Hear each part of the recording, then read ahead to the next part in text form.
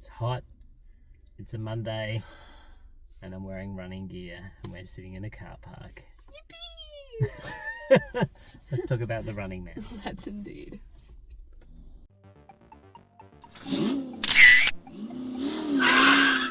G'day, it's Adam and Talia here.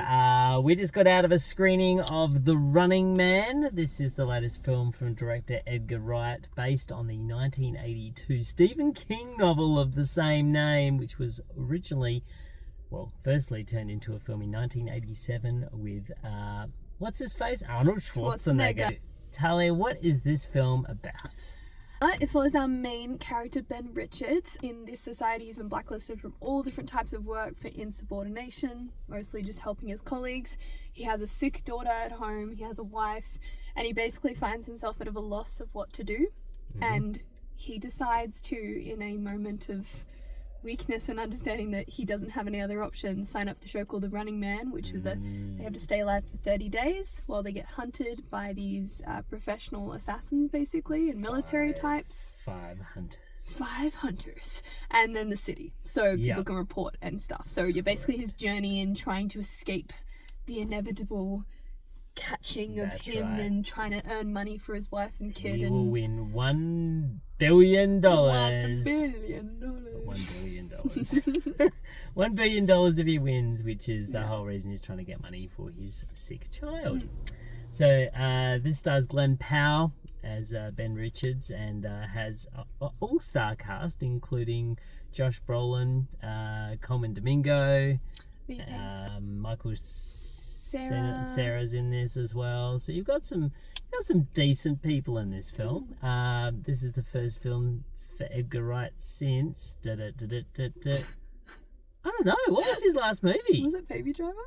Or was it Last Night in Soho? It was like Last Night in Soho was his last one. There you go. So Last Night in Soho. Yeah, there you go. So he said back in 2017 The Running Man was the film that he'd most like to remake. And it looks like he got his wish. So lots of people were considered for this role before Glenn Powell. We had Chris Evans, we had Ryan Gosling, we had Chris Hemsworth. So all sort of sharing a similar kilt. But I think Glenn Powell serviced the role very well. And Edgar Wright really fell in love with him when he saw him in Hitman, which I think actually is one of Glenn Powell's best films, to be honest. What did you think of The Running Man, Talia? I quite liked it. I thought it was quite fun. I haven't seen the original, but it felt like someone who liked the original film and had nostalgia for the original film. And I just love Edgar Wright's directing style in general.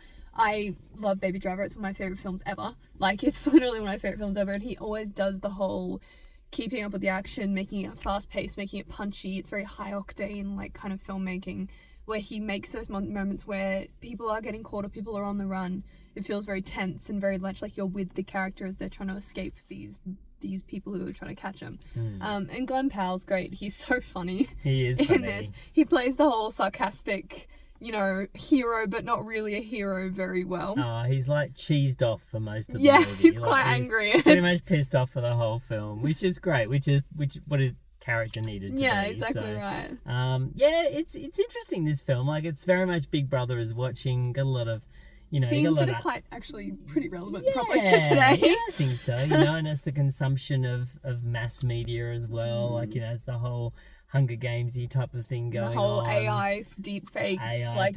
What can we really believe in the actual mass media? It's a lot of themes that are quite relevant, I'd say, to a lot of what's happening in technological spaces and like social media spaces at the moment. Absolutely. Which is like, what can we actually believe, especially when AI is getting so real and so realistic. And what's scary about this film, I think, and a little bit like The Long Walk, which was the last Stephen King adaptation, he's really calling out themes that are very relevant today for things that were written in the 70s and the very early 80s. Which is, like, it's crazy. It's pretty scary, I'd say. Pretty crazy. It's scary. If big clowns start jumping out of drains, I'm going to be really upset with you, Stephen King. You've clearly seen things coming. But look, this is big popcorn entertainment. I do think it loses a bit of steam in the second half a little bit.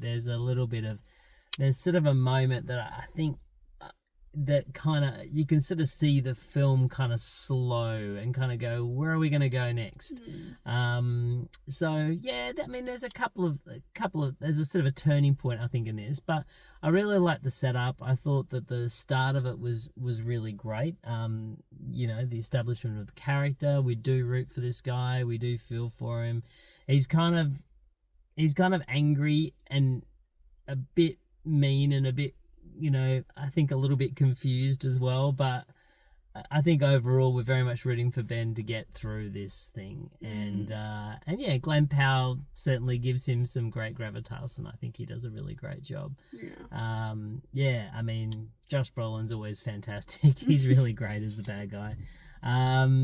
Yeah, I'll agree that it does kind of fall off in the second half. I feel like there's a point where it kind of becomes like you go from this really high octane, like really high chase all the time. It feels very on. Yes. And then it goes to kind of quiet, which I wouldn't mind if the ending hadn't ended the way it had. Yeah. And I feel like there was a little bit of exposition towards the end where they kind of told you everything that's happened, told you what's happened to society since the events of the end of the film. Yes. And you kind of sit there and go, do we really need to have this the way it is? But I suppose it makes sense in the formatting of the film. But at the same time, again, I've said it before on this channel, I don't like when things are told to me straight up. I prefer, let me make my own interpretation. Let me do a little finessing with my, my themes. Yeah, I think it's good not to treat the audience as complete morons. But I mean, look, it still didn't diminish the fact that I really enjoyed this film. I thought it was really fun. It's a really fun popcorn film. Is it going to stick with me? No, it's not. Is it Edgar Wright's best film? No, it's not. But it's still it's a really good fun film, and I think Glenn Powell is really great fun to watch on the big screen. And yeah, boy oh boy, I'm pretty sure a few ladies gave birth seeing him in a towel going down that building. But anyway, I wasn't one of them. But anyway, there you go. What would you give The Running Man out of 10? I would say maybe a solid 7. Yeah, I feel like it's a very like family fun. Well, not family, but like a fun. I want to watch something after dinner. I want to put something on that's gonna like entertain me. It's a good Friday night film. Yeah, Friday night film. That's probably not family. It's probably not the right word. Friday night film's a better one. Yeah, go and watch it in the cinema with your friends though, because it does look great. It looks really incredible. It's really good fun. The soundtrack's really pumping. It's really well edited, well shot, and it's just good fun. Yeah. So go and catch The Running Man. Run to the cinema. Run to the cinema. What film would you like to see remade? No one say Back to the Future, please. But is there a film that you would like to see remade? Comment below, let me know. We'd like to know. Thanks for tonight. Enjoy. Go and see The Running Man. We'll see you next time here Bye-bye. in my car.